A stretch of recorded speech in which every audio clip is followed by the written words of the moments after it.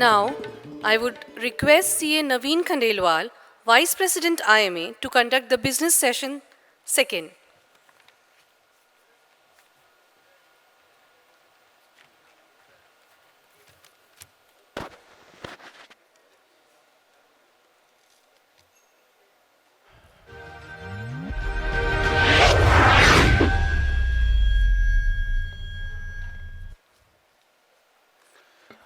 IMA sessions are replica of Rohit Shetty movies, where one after the another we have thoughts flying in, but landing in mind and heart.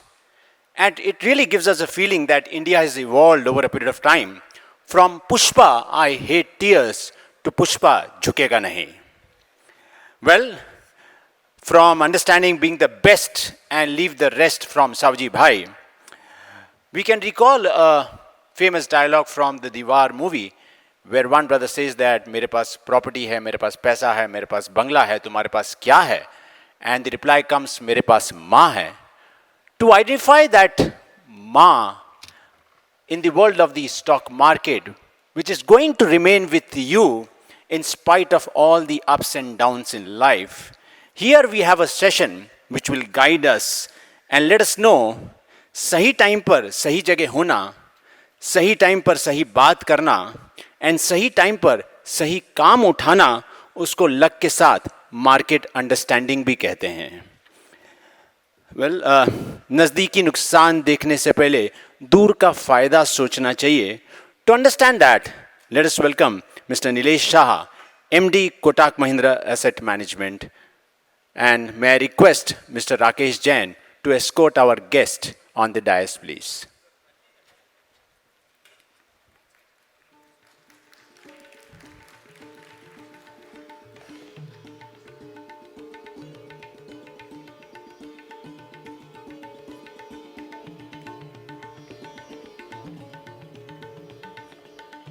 May I request Shonali Paul, board member, to give a floral welcome to our guest.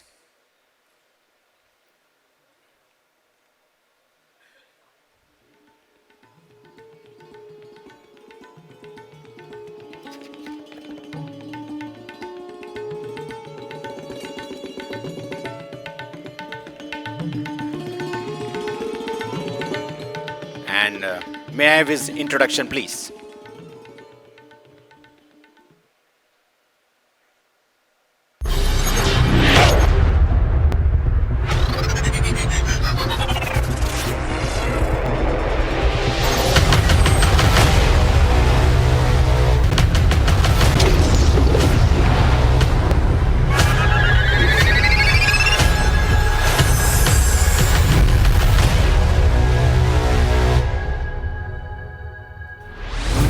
Mr. Nilesh Shah.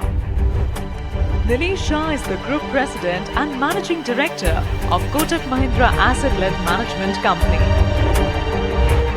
He is also Managing Director of Kotak AMC. Nilesh led his team to the Best Fund House of the Year award at all the mutual funds he worked with, which include ICICI Prudential and Franklin Templeton Mutual Fund. Nilesh is currently a part-time member of Economic Advisory Council to the Prime Minister. He is a member of the Board of Association of Mutual Funds in India and a member of COBO SAC Committee of SEBI. Nilesh is also President of India's oldest Chamber of Commerce, the Bombay Chamber of Commerce and Industry. Ladies and gentlemen, please put your hands together for Mr. Nilesh Shah. May I also request Sri Manoj Jain, our board member, to join us on the stage, please.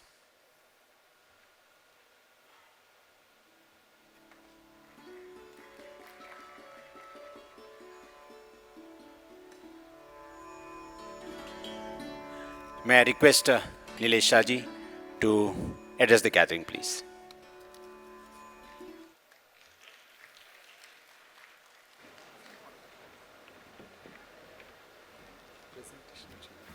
Have you given the presentation? No. Presentation.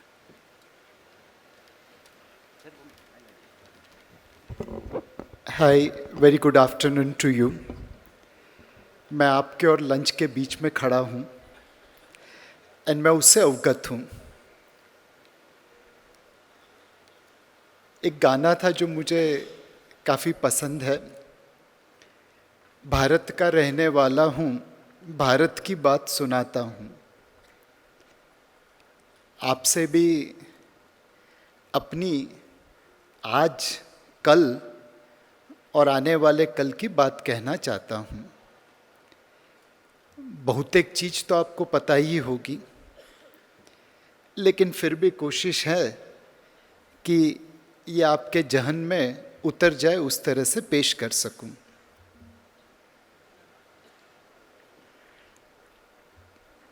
Technology हमेशा हमसे आगे रहती है, तो जब तक presentation वो आयुष के पास है। आयुष भाई, प्रेजेंटेशन लोड कर दीजिए।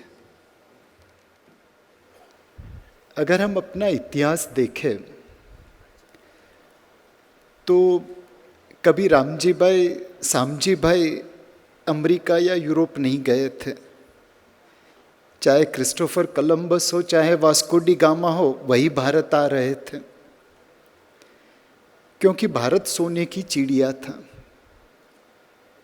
लोग यहाँ पे इसलिए आने चाहते थे कि हम दुनिया की सबसे बड़ी इकोनॉमी थे। तकरीबन 1800 साल तक भारत दुनिया की नंबर 1 या नंबर 2 इकोनॉमी रहा। फिर ग्रहण आ गया और ये ग्रहण अपने लिए 200 साल से लंबा चला। रिसर्च तो बहुत अवेलेबल नहीं है, लेकिन गोरों ने हमसे तकरीबन $45 ट्रिलियन आज की हमारी इकोनॉमी से तकरीबन 15 गुना ज़्यादा 200 सालों में लूटा। और इसीलिए भारत भूखा और गरीब हो गया। 1947 में हमें आज़ादी मिली और वहाँ से लेके हमने बहुत सारे कदम उठाए आगे बढ़ने के लिए, लेकिन दुनिया हमसे बहुत आगे चली गई। 1947 में हम जापान से आगे थे पर कैपिटा जीडीपी में। 60 में साउथ कोरिया के बराबर थे। 80 में चाइना के पास थे। और आज ये हम सबसे बहुत आगे हैं।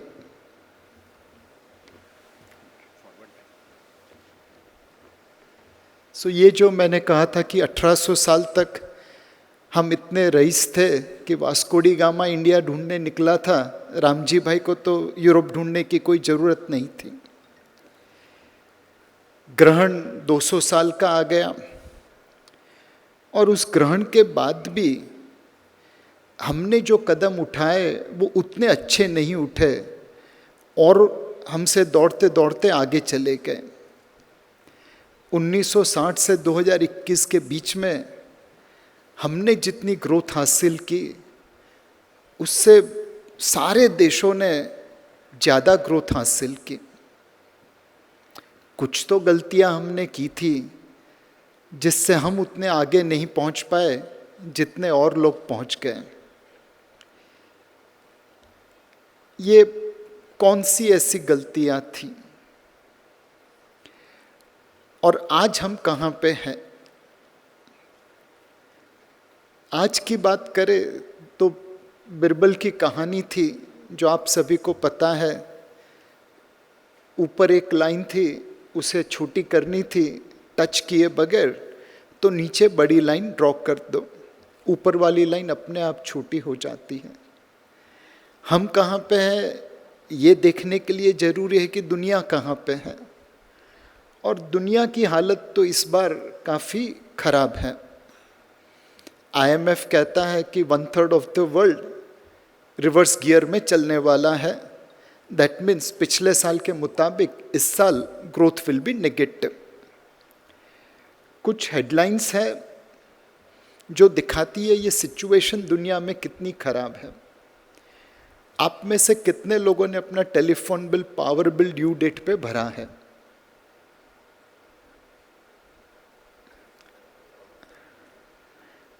जो लोग हाथ ऊपर नहीं कर रहे हैं वो लेजी है, बट भरा तो जरूर होगा। यही चीज अगर मैं अमेरिका में जाके पूछता तो 1/6 ऑफ ऑडियंस हाथ ऊपर करके कहता कि हमने नहीं भरा है। 1/6 ऑफ ऑडियंस।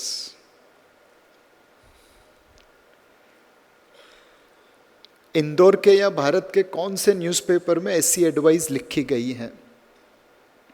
पैसा बचाना हो तो ब्रेकफास्ट खाना बंद कर दीजिए। मात्रेयी हमें कह के गए डिनर स्किप करना, बट वो तो एक्सरसाइज नहीं करे तब। बट अमेरिका में आज हालत ये है कि उनकी वॉल स्ट्रीट जर्नल लोगों को कह रही है महंगाई ज़्यादा है, पैसे बचाने हैं तो ब्रेकफास्ट स्किप कर दीजिए। शादी ब्याह का मौसम है, हमारे यहाँ पे इनवाइट में लिखता है ब्लेसिंग्स ओनली।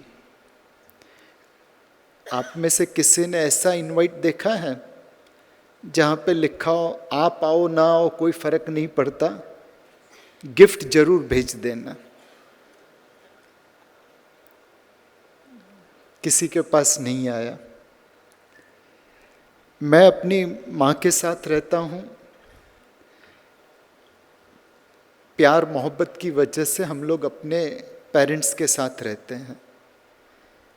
अमेरिका में तो पंखी की तरह माला होता है, जैसे पंख आए उड़ के चले जाते हैं। आज वहाँ पे बच्चों को अपने माँ बाप के साथ रहना पड़ रहा है। एंड गारंटेड ये प्यार मोहब्बत नहीं है, मजबूरी है। पैसे नहीं है कि नया घर खरीद सके, इसलिए माँ बाप के साथ रह रहे हैं। यहाँ पे हम अपनी गवर्नमेंट को क्रिटिसाइज कर सकते हैं। रशिया में उनकी सबसे बड़ी प्राइवेट ऑयल कंपनी के चेयरमैन ने यूक्रेन इन्वेजन के बारे में बात की थी और फिर अस्पताल के विंडो से गिर के मृत्यु हो गई। 8वें ऐसे बिजनेसमैन थे जो इस प्रकार से सस्पिशियसली मर गए। चाइना, उनका बिलियनर मिसिंग है और कंपनी वालों को पता नहीं है कहाँ पे है।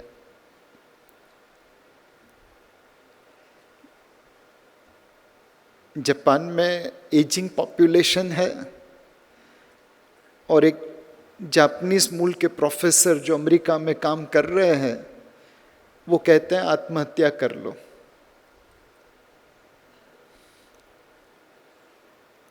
यहाँ पे मार्केट में फूड उठाते हुए हम एक्सपायरी लेबल नहीं देखते, विश्वास है कि वो नॉर्मल फूड प्रोडक्ट होगा। यूके में ऐसी गलती मत करना, वहाँ पे एक्सपायर्ड फूड भी अब बेचे जा रहे हैं। कई बार लोग कहते हैं कि नीलेश पे अगर बाहर की दुनिया में इतनी हालत खराब है तो ग्लोबल हंगर इंडेक्स में भारत का स्थान इतना नीचे क्यों? श्रीलंका, पाकिस्तान और अफगानिस्तान भी हमसे ऊपर हैं। सो एक बात देखिए कि ये जो ग्लोबल इंडेक्स प्रेजेंट होते हैं उसके पीछे हर किसी का मकसद होता है और सच्चाई उसमें कभी नहीं होती। हमने एक कैलकुलेशन किया है कि दुनिया में जो सबसे खुशहाल देश है, फिनलैंड, डेनमार्क, स्विट्जरलैंड, आइसलैंड, वहाँ के लोग जब खुश होते हैं, हैप्पी होते हैं, तो करते क्या है? हमारे यहाँ पे जब आप खुश हुए तो खाना खाएंगे, थोड़े पिएंगे, मूवी देखने जाएंगे, फैमिली के साथ पिकनिक मनाएंगे। ये सारे देशों में जब लोग खुश होते हैं तो एंटी डिप्रेशन की दवाई लेते हैं। जितने खुशहाल देश है वहाँ पे सबसे ज़्यादा एंटी डिप्रेशन की दवाई बिकती है। अब ये माहौल है दुनिया का, उसके अंदर भारत की आज को देखिए। हमारी हेडलाइन सब ठीक ठाक आ रही है। 2022 में पॉजिटिव हेडलाइन ज़्यादा थी, नेगेटिव कम थी। सब प्राइम क्राइसिस 2008 में आया, कोविड क्राइसिस 2020 में आया, अब तक चल रहा है। बट ये दो क्राइसिस के बीच में भारत एकमात्र ऐसा देश है जिसने अपना debt to GDP ratio improve किया है। आपने और मैंने हमारी बैलेंस शीट डीलिवरेज की, कॉर्पोरेट्स ने डीलिवरेज की, और उस वजह से पूरे भारत देश ने अपना डेट बर्डन कम किया है। पूरे विश्व में भारत एकमात्र ऐसा देश है जिसने ये अचीव किया है।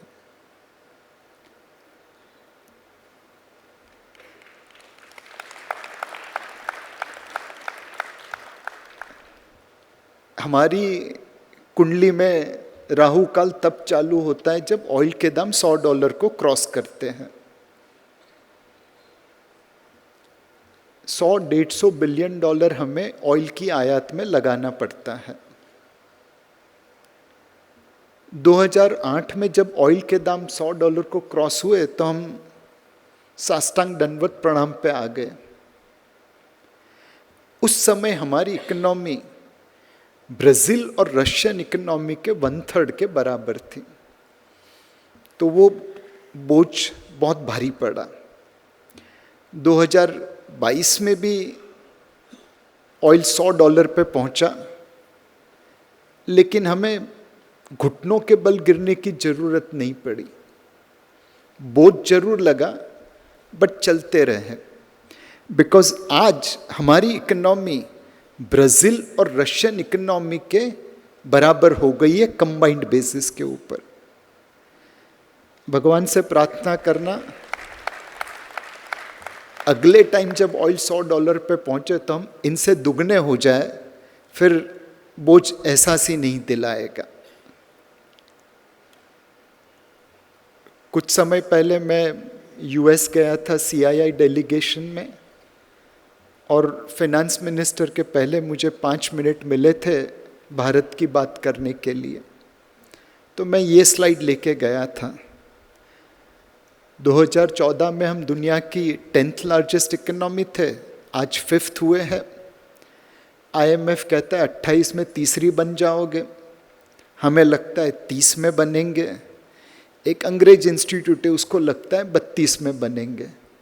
लेकिन एक बात तय है, सबको लगता है कि भारत दुनिया की तीसरी सबसे बड़ी अर्थव्यवस्था बनेगा। हमारा मार्केट शेयर ग्लोबल जीडीपी में 2.6% था, आज 3.4 है। 2030 तक इसे 4.5% तक पहुंचा देंगे।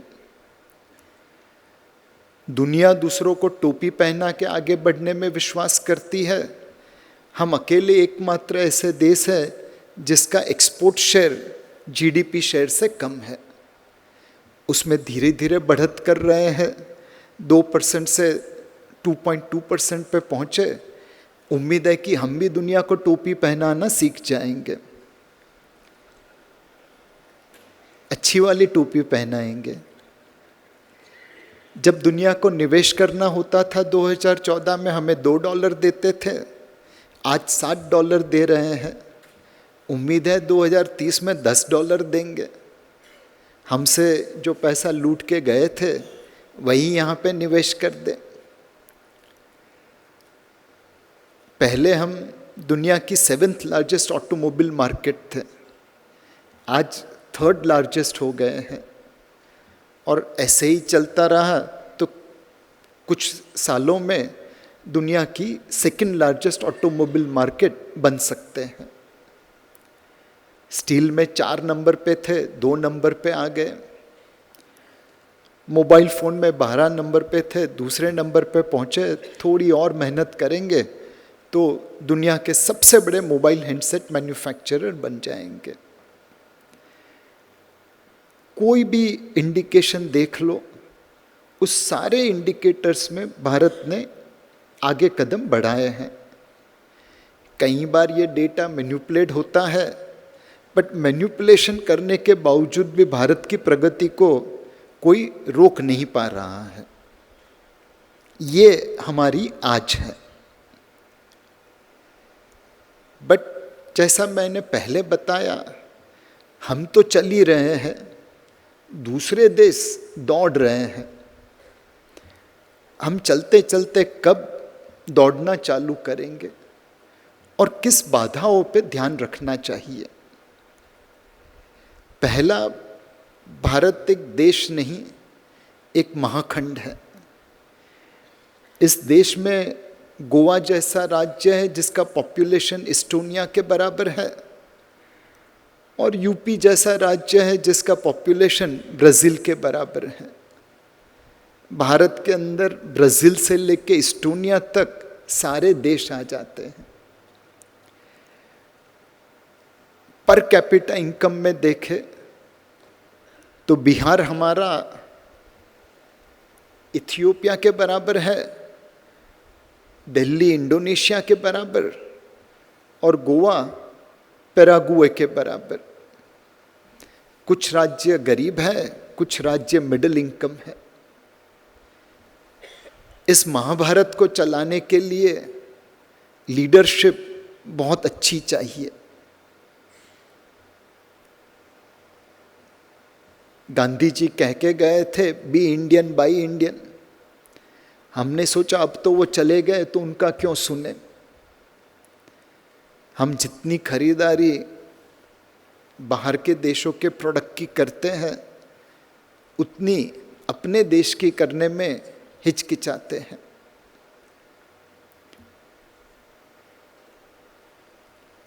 हमारी सेविंग्स तो ठीक ठाक है, बट निवेश करने में गड़बड़ कर देते हैं। इस सदी के 21 सालों में भारत ने ऑफिशियली सोने की आयात में $373 बिलियन लगाए हैं, और फिर फॉरेन डायरेक्ट इन्वेस्टमेंट लाने में जी जान लगा दी और $357 बिलियन लाए हैं। फॉरेन पोर्टफोलियो इन्वेस्टर देखे तो वो भी मोटा मोटा $250 बिलियन के आसपास है। हम एक ऐसे पेशेंट हैं जो अपनी हेल्थ इंप्रूव करना चाहता है, बट अस्पताल में जाके कहता है मैं ब्लड डोनेशन दूंगा, ब्लड ट्रांसफ्यूजन नहीं लूंगा। कटोरा लेके बाहर से $357 बिलियन लेके आते हैं, और कटोरे में छेद इतना बड़ा रखा है कि $373 बिलियन बाहर चला जाता है, और फिर कहते हैं कि हमारी हेल्थ इंप्रूव क्यों नहीं हो रही। एंड ये $373 बिलियन ऑफिशियल है। आप एयरपोर्ट में जब देखते हैं, स्पेशली मिडिल ईस्टर्न फ्लाइट से, कितने लोग गहनों से लदे होते और ग्रीन चैनल पास करते हैं। भले दीवार जैसी मूवी नहीं आती, लेकिन गोल्ड स्मगलिंग तो हकीकत है। आज बंबई की मार्केट में बल्क गोल्ड लेने जाओ तो 3 से 4% डिस्काउंट देते हैं। क्यों कोई बंदा डिस्काउंट पे सोना बेचेगा? सोने की आयात पे 15% इंपोर्ट ड्यूटी है, स्मगलिंग करके आप लेके आते हो गोल्ड, इसलिए 4% डिस्काउंट में बेच रहे हो। होपफुली कभी ना कभी तो हम समझेंगे कि हेल्थ इंप्रूव करनी है तो ब्लड डोनेशन नहीं कर सकते, ब्लड ट्रांसफ्यूजन करना जरूरी है। किसी न किसी दिन तो हम अपना पैसा सोने में लगाने की जगह पे सोने और चांदी जैसे उद्योगपति में लगाना पसंद करेंगे। कितने लोग यहाँ पे BSNL, MTNL की फ़ोन यूज़ करते हैं? मुश्किल से कोई। लेकिन फिर भी सरकार लाखों करोड़ों रुपया इन कंपनीज में लगाए जा रही है। हम सब जानते हैं कि एलिफेंट्स कांट फ्लाई, बट एक एलिफेंट था एयर इंडिया करके, उसको चलाने के लिए, उसको उड़ाने के लिए हमने 70,000 करोड़ रुपए डाल दिए। हर किसी को मालूम है कि government is not the best person to run the business. There is no business for government to running business, and फिर भी डाइवेस्टमेंट करते जान निकल जाती है। एक समय था एयर इंडिया अपनी सर्विसेज के लिए बहुत फेमस थी। JRD टाटा पे एक बुक है बियॉन्ड द ब्लू माउंटेन्स करके, वहाँ पे ये किस्सा लिखा है। 50 या 60 या 70 के दशक में जब मोबाइल फ़ोन्स पॉपुलर नहीं थे या थे ही नहीं, 2 स्विस मैन ज़्यूरिक एयरपोर्ट पे खड़े हैं। एक ने दूसरे से पूछा कितना समय हुआ है। उसने आसमान में देखा, कहाँ 12 बजे हैं। दूसरे बंदे ने पूछा इतनी कॉन्फिडेंस से कैसे कह रहा है। उसने कहा एयर इंडिया की मुंबई ज़्यूरिक फ्लाइट लैंड हो रही है, 12 ही बजे होंगे। ये आई नो लोगों को थोड़ी तकलीफ होती है इंडिया के बारे में अच्छा सुनने में, तो ताली बजाने में कंजूसाई होती है। ये एयर इंडिया की रेप्यूटेशन थी। आज वही एयर इंडिया टाटा के हाथ में वापस गई है। क्या अब एयर इंडिया, एमिरात, एतिहाद, सिंगापुर एयरलाइन का मुकाबला कर पाएगी? क्या वो हमें ऐसी फ्लाइट देगी जो रात को गलत समय पे न उठे, यहाँ के दिन के समय में निकले, शाम के समय में निकले और किसी स्टॉप ओवर के बगैर हमें दुनिया से कनेक्ट करे? मेरे हिसाब से जो स्थान आज एतिहाद, एमिरात या सिंगापुर एयरलाइंस का है, वो कल एयर इंडिया का हो सकता है।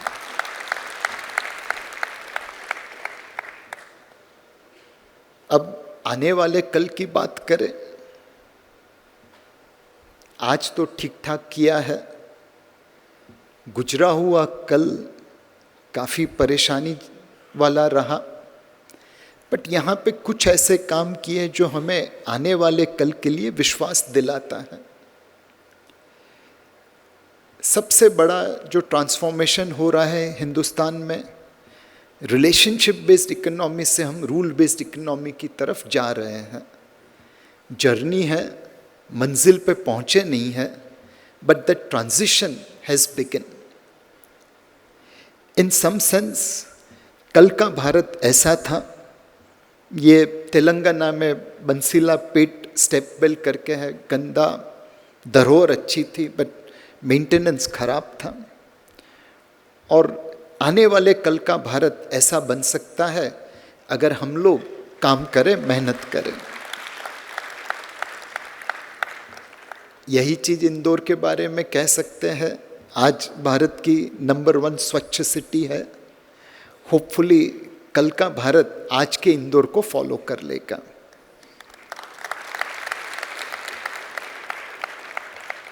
आज हमारी क्रिकेट टीम दुनिया की नंबर 1 क्रिकेट टीम है, वनडे में, T20 में।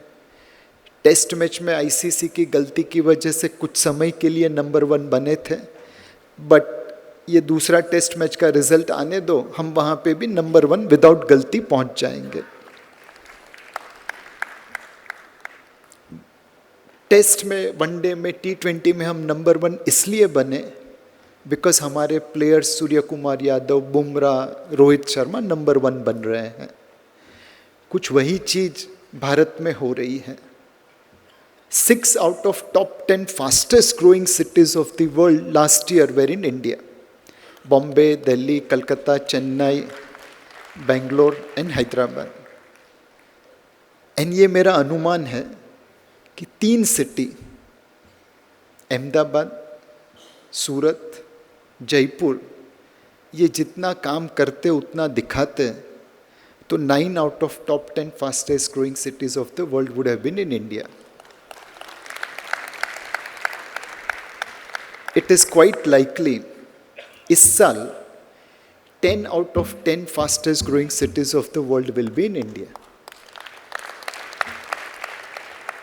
सिटीज़ के साथ स्टेट की बात करें, मैं जिस राज्य से आ रहा हूँ महाराष्ट्र, आज वो उतना उत्पादन करता है जो पूरा भारत मिला के 2005 में करता था।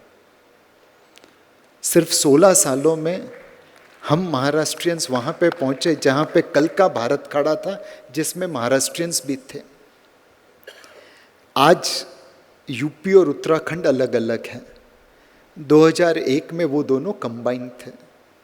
आज का यूपी और उत्तराखंड मिला के उतना उत्पादन करता है जितना कल का भारत 2001 में करता था। और 3 और स्टेट हैं, कर्नाटका, तमिलनाडु, गुजरात, वो 2000 के भारत के बराबर उत्पादन आज करते हैं।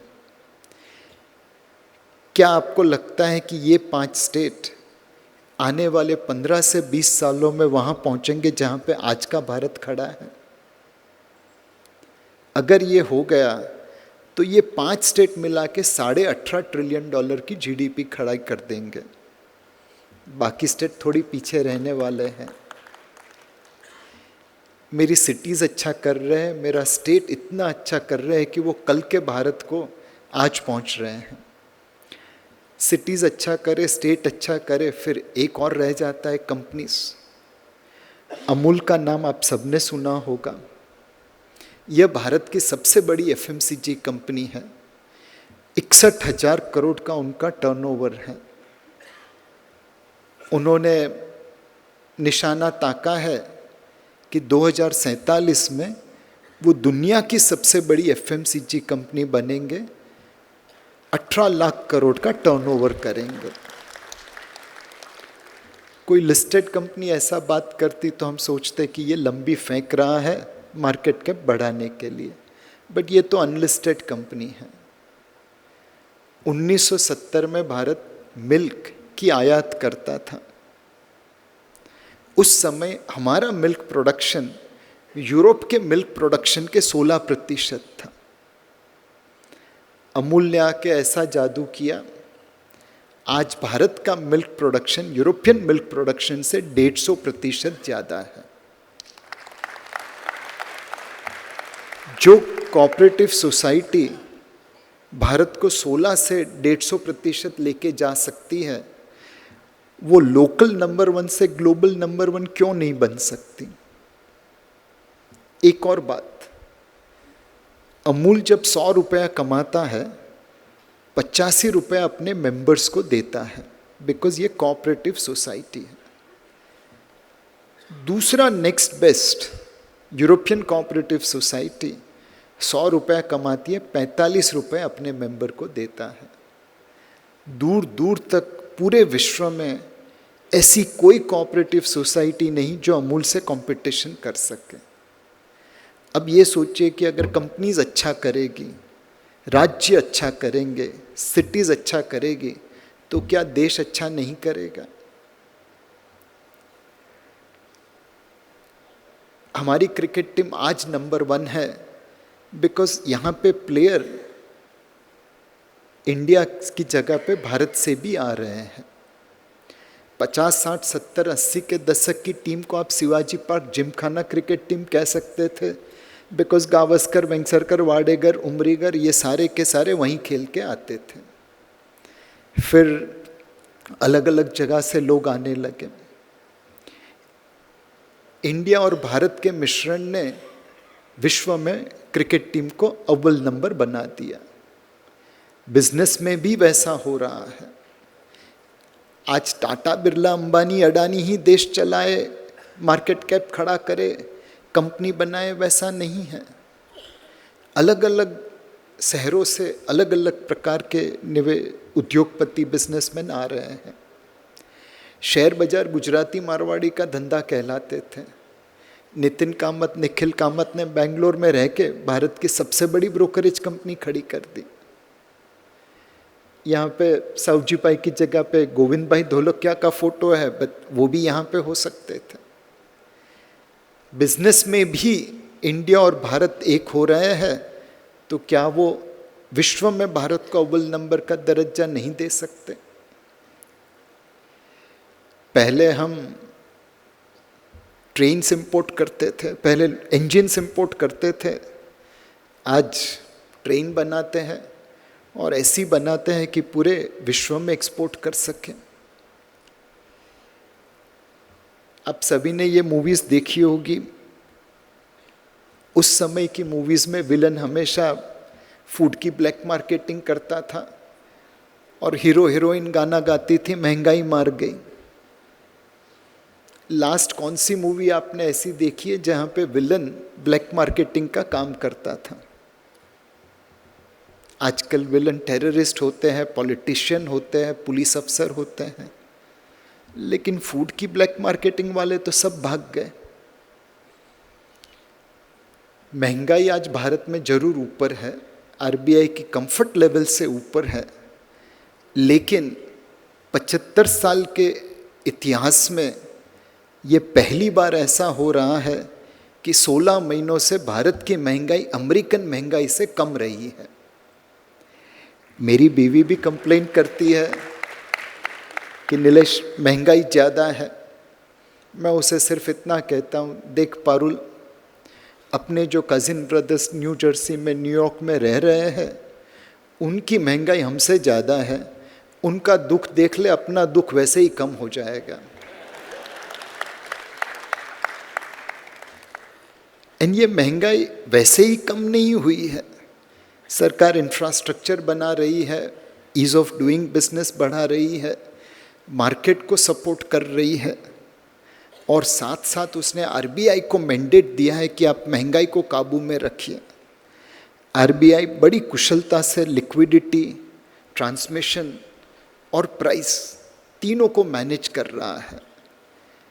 ये मेहनत की वजह से आज भारत की महंगाई अमेरिकन महंगाई से 1.5 साल से कम है। अगर हमारी फाउंडेशन अच्छी होगी तो इमारत तो अच्छी बनेगी ही बनेगी।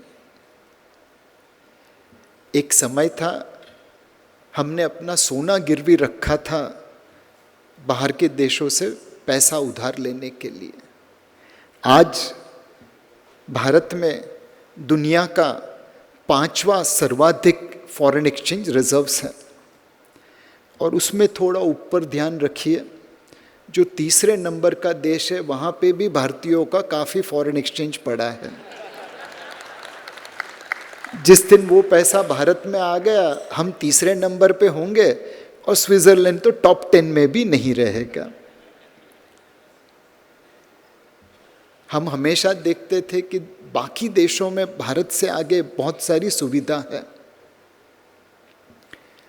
एक जर्मनी के मिनिस्टर का वीडियो देखा जो अपने सिटीजन से माफ़ी मांग रहे थे कि आई नो आपको प्रॉब्लम्स है, बट क्या करें, हम सिर्फ 1 लाख ट्रांजैक्शन दिन में कर सकते हैं आपको पैसा देने के लिए, उससे ज़्यादा की हमारी औकात नहीं। भारत एक दिन में 11 करोड़ ट्रांजैक्शन करता है, जर्मनी 1 लाख पे, हम 11 करोड़ पे। आई एम श्योर आपके बहुत सारे एनआरआई रिलेटिव्स होंगे, मेरे भी थे, गुज्जू भाई हूँ।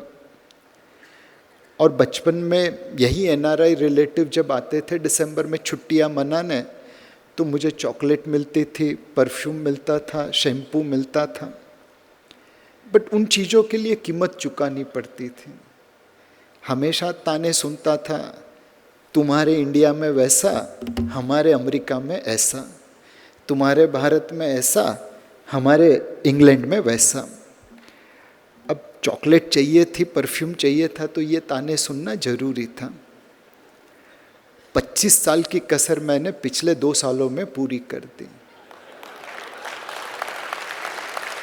अब वो जब आते हैं, मैं अपना फ़ोन खोलता हूँ और मेरा वैक्सीनेशन सर्टिफिकेट मंगाता हूँ, और फिर उनको कहता हूँ मेरे भारत में वैक्सीनेशन सर्टिफिकेट ऐसे आता है, तुम्हारे अमेरिका में तो आज भी कागज़ की चिट्ठी है। बहुत सुकून मिलता है। एक समय था जब हमने बैंकों पे पाबंदी लगाई थी कि आप धंधा मत करिए, बिकॉज एनपीए बहुत हो गए हैं। सारे मलिया, मोदी, चौकसी हमारी बैंकों को लूट रहे थे। आज बैंकिंग एनपीए उस लेवल पे पहुँचे हैं कि हमारे देश के सबसे अच्छे बैंकर उदय कोटक उन्हें सिंड्रेला टाइम कह रहे हैं कि पूरी पार्टी टाइम चल रही है, इतने कम एनपीए हमने कभी देखे नहीं थे। हमेशा हमने सुना था कि भारत में इंफ्रास्ट्रक्चर बहुत खराब है, एंड वो सही बात थी। 1947 में जब आज़ादी मिली तब हमारे पास सबसे ज़्यादा रेलवे लाइन थी भारत में, पूरे एशिया में, लेकिन फिर हम इंफ्रास्ट्रक्चर उस तरह नहीं बना पाए तो लोग आगे चले गए, हम पीछे रह गए। लेकिन अब देखिए किस प्रकार का इंफ्रास्ट्रक्चर बन रहा है। जो काम हमने 1947 से 2013 तक किया, ऑलमोस्ट उतना 2014 से 2024 के बीच में बन रहा है। कोयला 610 मिलियन टन माइन करते थे, 2024 में 1000 टन, 1 बिलियन टन हो जाएगा। पावर कैपेसिटी 223 गीगावाट थी, उसको बढ़ा के 435 पे पहुंचा देंगे। एनर्जी डेफिसिट 8.7% रहती थी, आज 0.40 है, 2024 में 0 कर देंगे।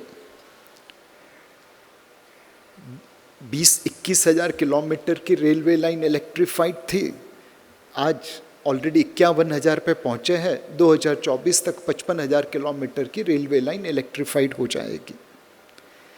हाईवे 82,000 किलोमीटर से 1,65,000 किलोमीटर बन जाएंगे। एयरपोर्ट 70 नंबर के थे, वहाँ से बढ़ के 140 आज हुए हैं, 2024 तक शायद 200 तक पहुँच जाएंगे। मेट्रो पूरे भारत में ना के बराबर थी एक्सेप्ट दिल्ली एंड कोलकाता, 2024 तक ऑलमोस्ट 4,000 किलोमीटर की मेट्रो लाइन आ जाएगी। Major port minor port capacity दुगने के आसपास बन जाएगी। जो काम 67 सालों में किया उतना ही काम 10 सालों में हो रहा है। ये फाउंडेशन के ऊपर इमारत अच्छी बन सकती है। ऐसा नहीं है कि हमारे पास चैलेंजेस की कमी है, बट उस सारी चैलेंजेस के लिए एक सॉल्यूशन अवेलेबल है अगर हम उसका इस्तेमाल करें तो। हमारी ट्रेड डेफिसिट, हमारी इंपोर्ट अपनी औकात से बहुत ज़्यादा आगे चल रही है। 100-150 बिलियन डॉलर की हम ज़्यादा आयात करते हैं। उस आयात को, उस ट्रेड डेफिसिट को अगर कंट्रोल करना है तो हमें एक्सपोर्ट्स बढ़ाना पड़ेगा। दुनिया के बाकी सारे देश दूसरों को टोपी पहना के आगे बढ़े हैं, हमें भी ये टोपी पहनाने का धंधा सीखना पड़ेगा। 2 क्षेत्र में टोपी पहनाना हम सीख रहे हैं। पहले 8 बिलियन डॉलर की मोबाइल आयात करते थे, आज 3 बिलियन की एक्सपोर्ट करते हैं। पहले 300 मिलियन डॉलर के खिलौने आयात करते थे, आज 150 बिलियन डॉलर की एक्सपोर्ट करते हैं। जो चीज़ हमने मोबाइल फ़ोन और खिलौनों में सीखी वही बाकी क्षेत्र में करनी है। उसके साथ साथ इंपोर्ट भी कम करना जरूरी है। सोने के बारे में मैं ऑलरेडी बता चुका हूँ। भारत में दुनिया का 3rd लार्जेस्ट गोल्ड रिजर्व है, फिर भी 25 बिलियन डॉलर की कोयला आयात करते हैं। 1.5 करोड़ भारतीय ट्रैवल करने के लिए बाहर जाते हैं, बट सिर्फ 50 लाख विदेशी भारत में घूमने आते हैं। 12 लाख स्टूडेंट भारत के बाहर पढ़ाई करने के लिए जाते हैं, उसका भी खर्चा महंगा पड़ता है। चाइना से हम 100 बिलियन डॉलर की इंपोर्ट करते हैं। अगर इन चीज़ों को कंट्रोल किया गया तो हम ऑटोमेटिकली करंट अकाउंट डेफिसिट संभाल लेंगे। PLI स्कीम के तहत भारत मेक इन इंडिया को बढ़ावा दे रहा है। जो PLI स्कीम मोबाइल फ़ोन और खिलौनों में चली, वैसे ही बाकी क्षेत्र में चलाना जरूरी है।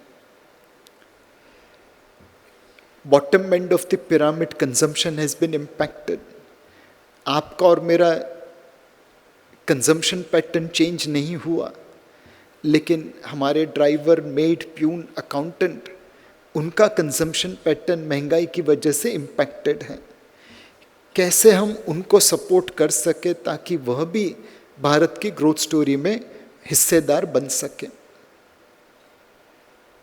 राहु काल ऑयल के ऊपर है, ऑयल 2 डिजिट में, भारत अच्छा, ऑयल 3 डिजिट में, भारत की परेशानियां चालू।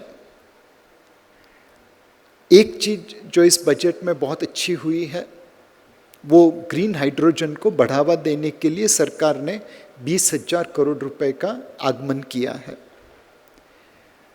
भारत का ग्लोबल ऑयल में कंजम्पशन शेयर 2% है, बट हाइड्रोजन में 6% है। हाइड्रोजन आज बहुत छोटा है, लेकिन वहाँ पे भारत ऑलरेडी लीडर बना है। पानी भारत में भरपूर है, सूर्य भगवान की कृपा है। अगर सोलर एनर्जी को हम मोनेटाइज कर सके, कमर्शियलाइज कर सके और पानी को तोड़ के इलेक्ट्रोलाइसिस करके हाइड्रोजन निकाल सके तो हमें ऑयल इंपोर्ट की ज़रूरत नहीं। सालाना 100, 150, 200 बिलियन डॉलर की बचत हो सकती है। हमारा राहु कालम तब खत्म होगा जब ये ग्रीन हाइड्रोजन चल निकले, और इसके लिए बजट में सरकार ने 20,000 करोड़ का प्रावधान किया है ताकि ये ग्रीन हाइड्रोजन टेक्नोलॉजी कमर्शियलाइज हो सके। 5, 10, 15, 20 साल के बाद एक ऐसा भारत होगा जिसमें व्हीक्यूलर पॉपुलेशन नहीं होगा, पोल्यूशन नहीं होगा, बिकॉज ऑयल डीजल की ज़रूरत नहीं होगी, ग्रीन हाइड्रोजन पे चलेगा। आने वाला कल मेरे हिसाब से ऐसा लगेगा, कल का भारत आज के भारत से काफ़ी बेहतर होगा। इनफैक्ट भारत आज भी सोने की चिड़िया है कुछ क्षेत्र में। ये मारुति सुजुकी के स्टॉक प्राइस का परफॉर्मेंस है। 2003 में मारुति लिस्ट हुई, 2003 से लेकर 2023 तक 20 सालों में मारुति के स्टॉक ने 21% डॉलर रिटर्न दिया है। जापान में जो 4 ऑटोमोबाइल कंपनी है, होंडा, टोयोटा, सुजुकी और निसान, ये चारों ने मिलकर मारुति जितना रिटर्न नहीं दिया है। यूएस में 2 कंपनीज है, जनरल मोटर्स एंड फोर्ड, उन्होंने मिला के मारुति जितना रिटर्न नहीं दिया है। जर्मनी में 2 कंपनी है, वॉक्सवैगन और मर्सिडीज बेंज, उन्होंने मिला के मारुति जितना रिटर्न नहीं दिया है। कोरियन कंपनी भी मारुति से पीछे है। मारुति एक तरफ और दुनिया की सारी ऑटोमोबाइल दिग्गज कंपनियां दूसरी तरफ। बेरिंग, टेस्ला, ऐसी कोई ऑटोमोबाइल कंपनी नहीं है जिसने मारुति के जितना रिटर्न डिलीवर किया है। सो मारुति के शेयर होल्डर्स के लिए तो आज भी भारत सोने की चिड़िया है। यहाँ पे जितना रिटर्न बना उतना तो कहीं पे नहीं बना है, लेकिन ये रिटर्न पाने के लिए मेहनत करनी पड़ती है। जब जापानीज में एक कहावत है, if you do not enter the tigers cave you will not catch its कब, एंड मारुति ने इस कहावत को भारत में एक्सेप्ट किया है। वो गाड़ियाँ बनाते हैं और कभी कभी उनकी फैक्ट्री में चीते पहुंच जाते हैं। ये एक्साइटमेंट टोयोटा और होंडा और निसान की जापानीज फैक्ट्री में नहीं मिलता। मारुति अपना काम बंद करती है, चीते को पकड़ती है, जंगल भेजती है, गाड़ियाँ फिर बनाती हैं। भारत में पैसा बनाना है तो कभी कभार चीतों से मुकाबला करना पड़ेगा।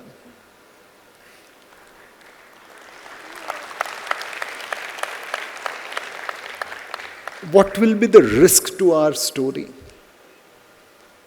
हमारा रिस्क एक ही है, सेल्फ गोल का। दुनिया हमें गिराने के लिए बहुत कोशिश करती रहेगी, बट उससे उतना डर नहीं लगता जितने अपने आप अगर हमें गिराने की कोशिश करें। सिंगुर करके एक जगह है वेस्ट बंगाल में, भारत के सबसे प्रतिष्ठित टाटा ने वहाँ पे एक ऑटोमोबाइल कंपनी बनाने की ठानी। लोगों ने भरपूर विरोध किया और फाइनली टाटा को वहाँ से जाना पड़ा। आज सिंगुर डिस्पेयर में है, ना कहीं ग्रोथ दिख रही है, ना कहीं डेवलपमेंट दिख रही है। इनफैक्ट जो फार्मर ने टाटा को भगाने के लिए मेहनत की थी, आज भगवान से प्रार्थना कर ले टाटा को वापस भेज दे, टाटा को वापस भेज दे। इसी भारत में दूसरा एक मॉडल है साणंद करके। जब टाटा सिंगूर से जा रहे थे तो उन्हें एक एसएमएस मिला सुस्वागतम का। उस समय के स्टेट के चीफ मिनिस्टर थे मोदी जी, तो उन्होंने रतन टाटा को वेलकम मैसेज भेजा, एसएमएस भेजा, और टाटा ने साणंद में अपनी फैक्ट्री डाली। बड़ी तेज गति से फैक्ट्री बन गई। 18 महीनों में नानो गाड़ियाँ निकलने लगी। नानो गाड़ी नहीं चली, बट टाटा की फैक्ट्री चल गई। आज साणंद में आपको डेवलपमेंट दिखती है। सिंगापुर नहीं बना अब तक, बट ग्रोथ है, डेवलपमेंट है, एजुकेशन है, और आने वाले कल के सपने हैं।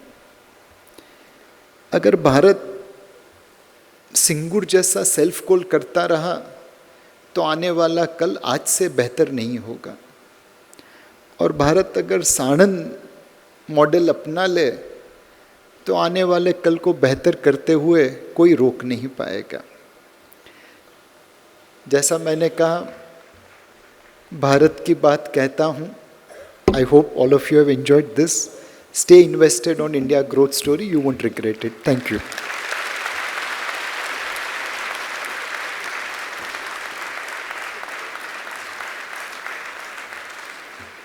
I so wonderfully told the story of India.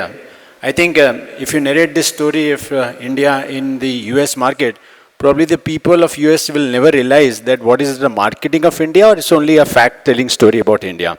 तो शायद इतनी सिंप्लिसिटी से उन्हें बहा है, तो आई थिंक आपके लिए बहुत अच्छी लाइन फिट होती है। कौन कहता है सजने संवरने के लिए जेवरात की ज़रूरत होती है, सादगी भी कयामत की अदा होती है। And that is how you have express this India story, sir. And because you have marketed India, I'll take only 30 seconds to market the IMA rest of the program, sir, if you give the permission. So we have another session coming up post-lunch, and we have the award session for Mr. Parikh from Pidilite, and then we have another energized session coming up at the last from Simarjit Singh. So before that, I'll have few questions aapke liye, sir. One question is about the advancement of India from 1G, 2G, 3G, and now to 5G. I've heard you saying about 3G.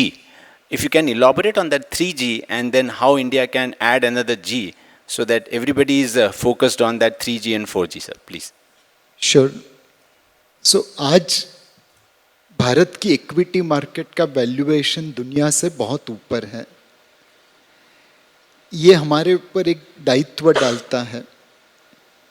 लोग मुझे सोने की तरह value करते हैं और बाकी देशों को पित्तल की तरह वैल्यू करते हैं। ये दायित्व हमारे ऊपर इसलिए है कि हमें उन एक्सपेक्टेशंस ऊपर डिलीवर करना है। एक्सपेक्टेशन 3 है हमसे। हमारी ग्रोथ दुनिया से अच्छी रहेगी।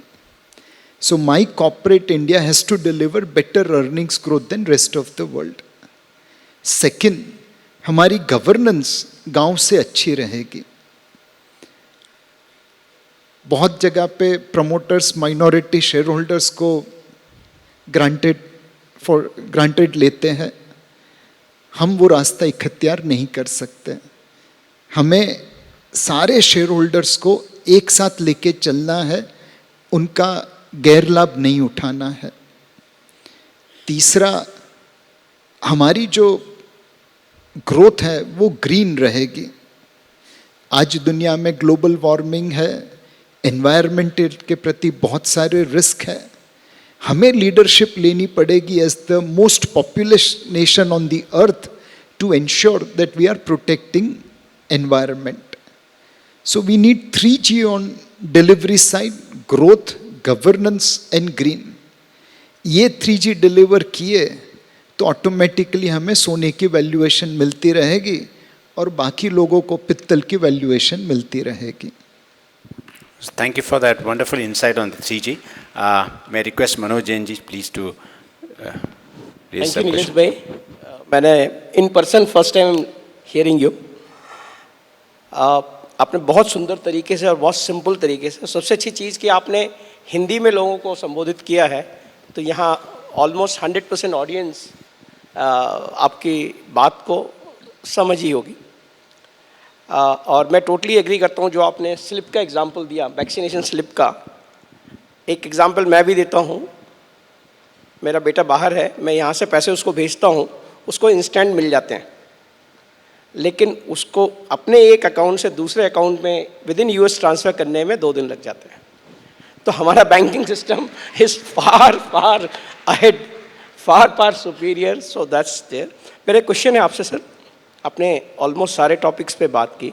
एक और बहुत वेल डिस्कस्ड टॉपिक है आत्मनिर्भर डिफेंस।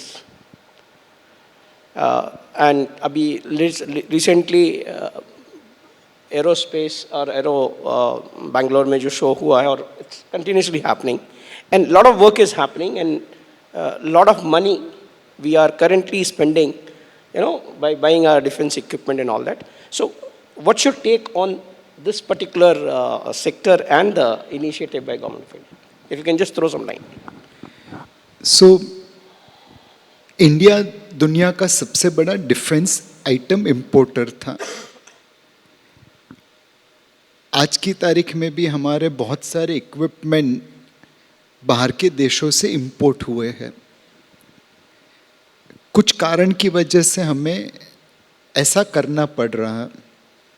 एक, जो पब्लिक सेक्टर डिफेंस यूनिट थी वो खुद अपना कार्य करती थी, प्राइवेट सेक्टर को उतना इन्वॉल्वमेंट नहीं करते थे।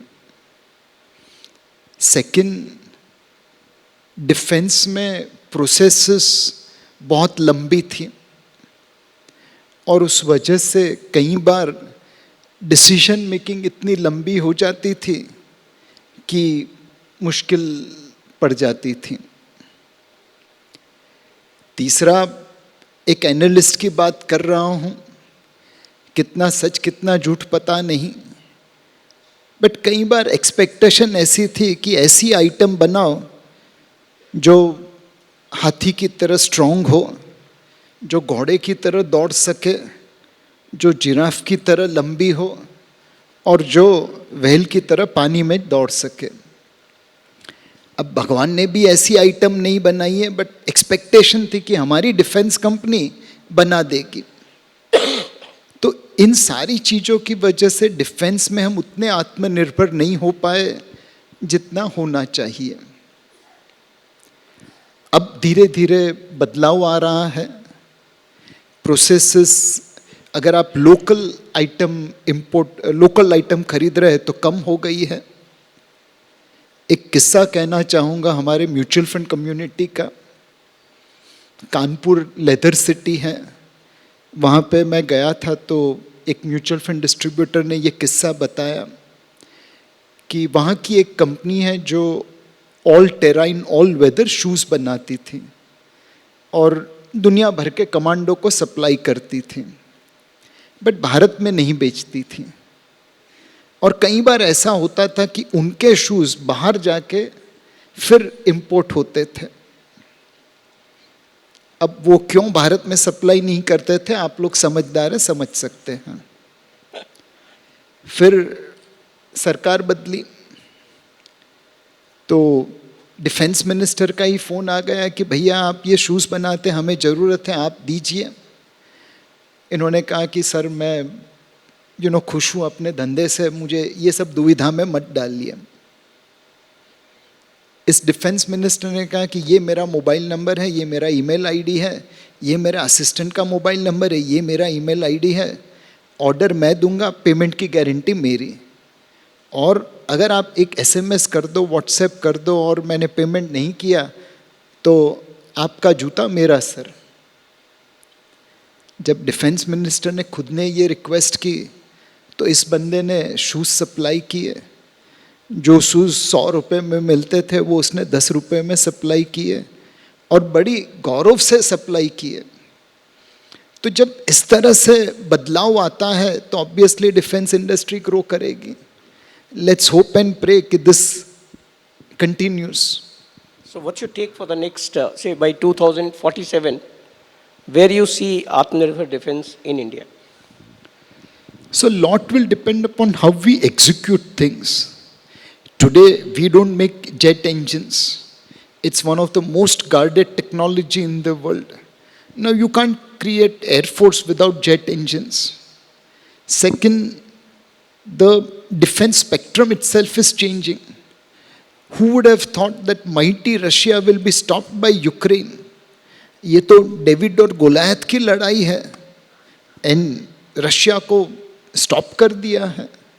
सो will we be able to invest for the future? Future may not be tank, future may be drone, future may not be aircraft, future may be rocket.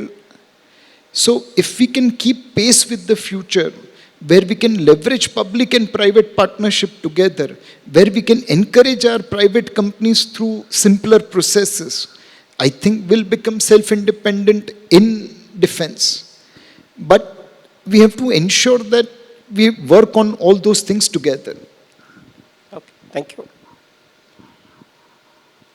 One more question which has come from the audience is, you already touched on the slowdown in the Western economy, volatility in China, and you briefly touched on the opportunities. But if you can little more elaborate, what are the opportunities for Indian economy in the background of these two things?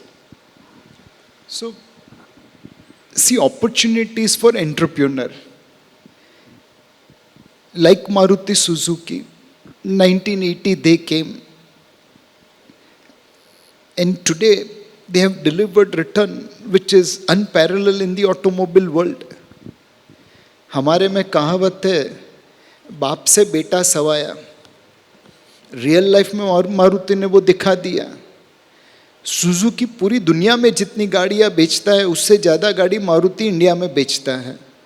And Maruti की तो ये शुरुआत है, Suzuki का तो मध्याह्न हो गया है. Now think of opportunity. 1/3 of doctors in US are made in India. 45% of medicine consumed by Americans by volume, not by value, by volume, is made in India. आज अमेरिकन एम्बेसी में मैं visa के लिए apply करने जाऊँ तो 2 साल बाद की डेट मिलती है. बट अगर मैं कहूँ कि मैं नर्सिंग जॉब के लिए अप्लाई कर रहा हूँ तो इमीडिएटली मिल जाएगी. आज भारत की हॉस्पिटल्स में जो इक्विपमेंट है वो मोटा मोटा अमेरिकन हॉस्पिटल के बराबर है. सो हमारे पास डॉक्टर्स है, नर्सिस है, दवाइयाँ है, इक्विपमेंट्स है. आज से 15-20 साल बाद क्या एक ऐसी कंपनी हो सकती है जिसमें 50,000 डॉक्टर और नर्सिस होंगे जो भारत में और विदेश में हेल्थ केयर सर्विसेज प्रोवाइड करेगी, जो ऑनलाइन और ऑफलाइन सर्विस प्रोवाइड करेगी? Quite likely. जब 5 लाख इंजीनियर साथ में आके TCS खड़ा कर देते हैं जो दुनिया की टॉप 5 IT कंपनी बनती है, वैसे ही 50,000 1 lakh doctor, nurses, medical professionals मिलके हेल्थ केयर कंपनी खड़ा कर देंगे जो दुनिया को हेल्थ केयर प्रोवाइड करेगी. तो भारत में तो एंटरप्रेन्योर के लिए अपॉर्चुनिटीज़ है.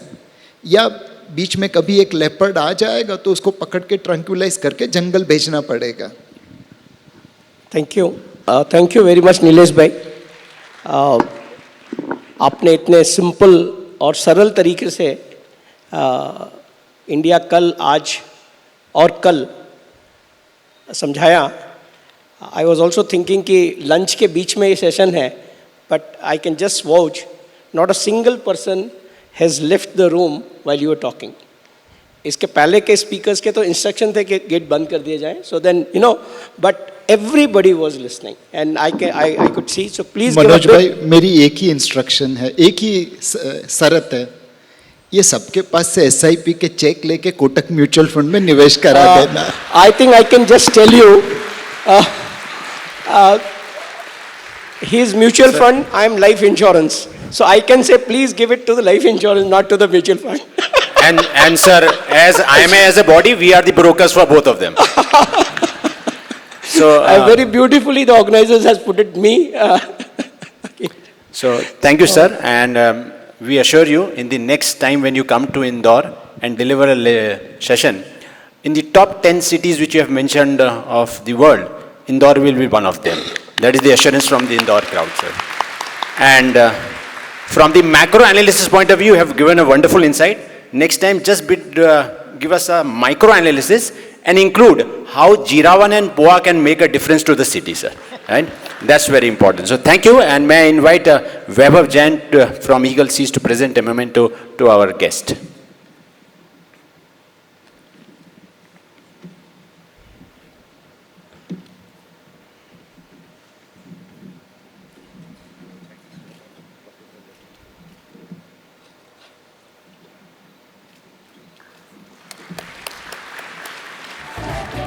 So thank you, friends. We break here for lunch and we meet exactly after 45 minutes, 2:15. We are going to start with our next session.